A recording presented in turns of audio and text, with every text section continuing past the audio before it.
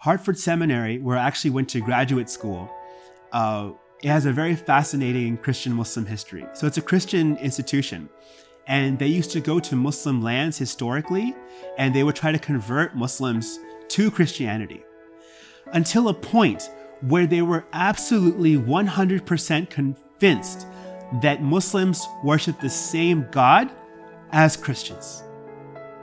And then they said, we're not going to try to convert Muslims anymore. We're just going to try to learn about Islam. I'm Chaplain Adeel Zeb. Welcome to our series, WoRx.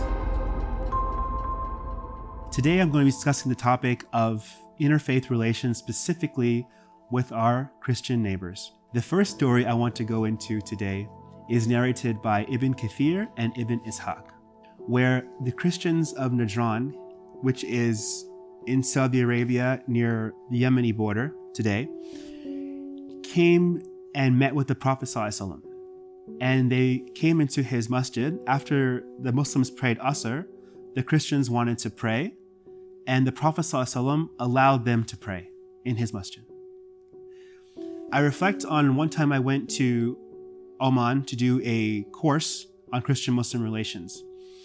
And in Oman, the Sultan of Oman used his own funds to build a church for the Protestant Christian community. So when Umar ibn al-Khattab was the Khalifa or leader of the Muslims, and they opened Jerusalem to become a Muslim land, the leader of the Christians at that time said, I'm only going to accept if Omar or the leader comes in himself. So Omar comes in, and effectively the leader says, you can pray in the Church of the Holy Sepulchre, which is one of the most, if not the most holiest site in Christianity. And Omar said, I'm not going to pray in this church, because if I pray here, they're going to build a masjid here, build a mosque, right? So he prayed right outside the church. And you know what happened? They built a mosque right outside the church called Masjid Omar. So Omar was right, mashallah, and he was visionary and saw what would happen. And what's beautiful about this church is that when you go in, if you do a tour, there are multiple sections in this church for the different sects of Christianity, like, a Catholic one, and then different Protestants and whatever else. So this is how it's set up inside the church. The beautiful part about this is that a Palestinian Muslim family opens and closes this church every day. And that is a legacy that's passed on. We also have in Surah Al-Ma'idah, in the 5th surah and the 5th ayah, that Allah subhanahu wa ta'ala mentions the people of the book, meaning the Christians and the Jews. And Allah says that their food and for the Muslim men can marry Christian women and Jewish women who are chaste. So this is another type of interfaith outreach you can see that Allah subhanahu wa ta'ala gives us in the Quran. The problem that we face today, even though Muslims and Christians make 1/2 of the world's populations together, there are still issues that divide these two faith communities. When I was at Duke University, we were invited to do the adhan or call to prayer at the Duke Chapel Bell Tower. This is the most iconic symbol at Duke University. Fox News and Franklin Graham issued a ultimatum. You see, this country was built on Christian principles. It was built by men and women who feared the God of the Bible. If they want to worship, they can certainly worship. No one is saying they don't have to, that they can't worship how they want to worship their God. And it's not the same God of the Bible, David.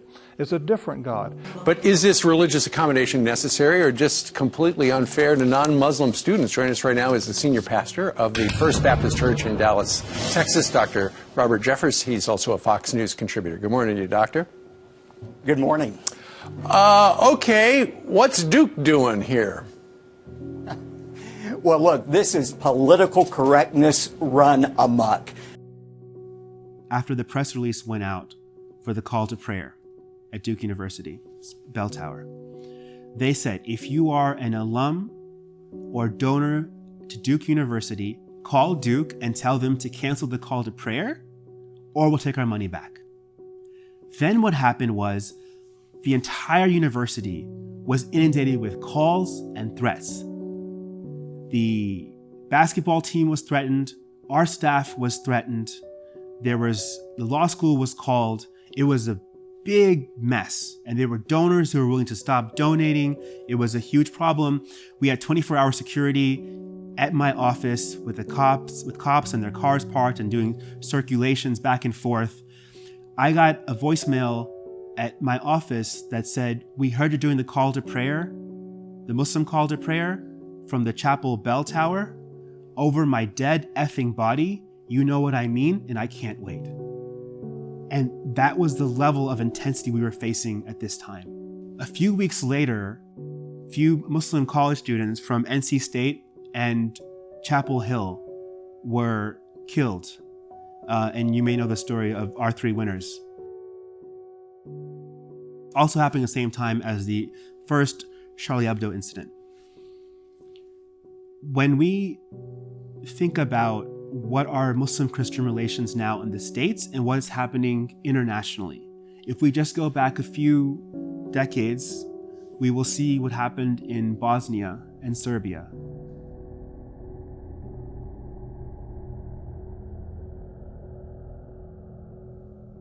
Where there was initially a genocide against Bosnians, and then they got weapons to fight the war, and then the war stopped, right?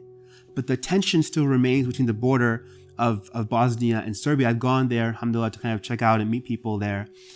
One of the most salient quotes I've ever heard in my life was when a Bosnian Muslim woman said, "We didn't know we were Muslim until we were killed for it." We didn't know we were Muslim until we were killed for it. Because back then it was, communists, and they didn't really think about religion that much. But as soon as their identity was being hit because they're Muslim, then all of a sudden people started to practice more. And you know what was even perhaps more fascinating, or also fascinating, I should say, is that the number one name of boys after when the war started was Hamza.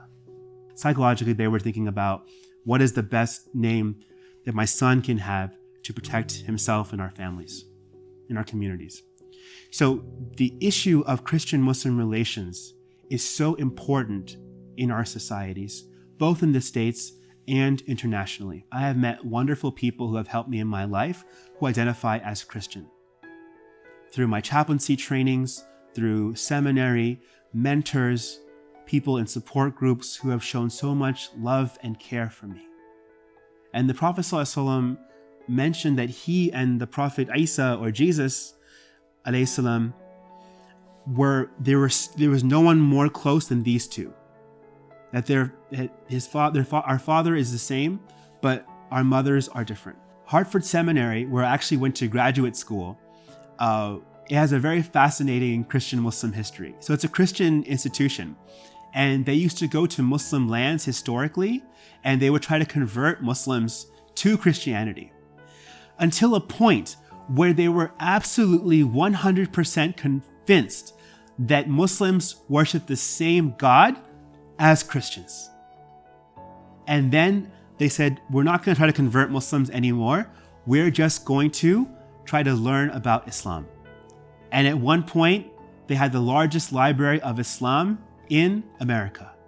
And today, they specialize in Islam, and they became the first accredited Islamic chaplaincy program in the United States as well. I remember one time I was playing football at Hartford Seminary, and there was the UConn law students that we played with. And he asked me, one of the law students asked me, "What are you studying here?" I said, "Muslim-Christian relations." He said, "Don't Muslims and Christians not get along?" Right? And that's the point that I'm trying to drive here right now. There are great Muslims who are doing wonderful works of interfaith relations. Eboo Patel founded the Interfaith Youth Corps, which specializes in interfaith work at college campuses across the states. Dr. Ingrid Mattson, one of my mentors, former president of ISNA, the Islamic Society of North America, and the founder of the Islamic Chaplaincy Program at Hartford Seminary, wanted to build a Muslim chaplaincy program that was equivalent to what the Christians had. So we've had an intense history with Muslims and Christians, whether it was the Crusades, the Inquisition, the quote-unquote war on terror, and what's been happening with the Christian right in terms of politics and media. There's also a lot of great work that's happening. And it's a lot of great work that you can do as well. So what I want you to do, if you're Muslim and watching this, contact a progressive church or Christian group and try to do a social activity or a service activity. And if you're a Christian who's watching this, contact your local mosque or Islamic organization or MSA and see what you can do together as a social or service activity. And let's make our new history of Christian-Muslim relations together. If you found value in this video, hit that like button so YouTube and me, we all know that you're jiving with this video. And if you want more, then watch our playlist, WoRx. 40 ways to reconnect with yourself and with the hearts of others. Thank you, take care, Assalamu alaikum.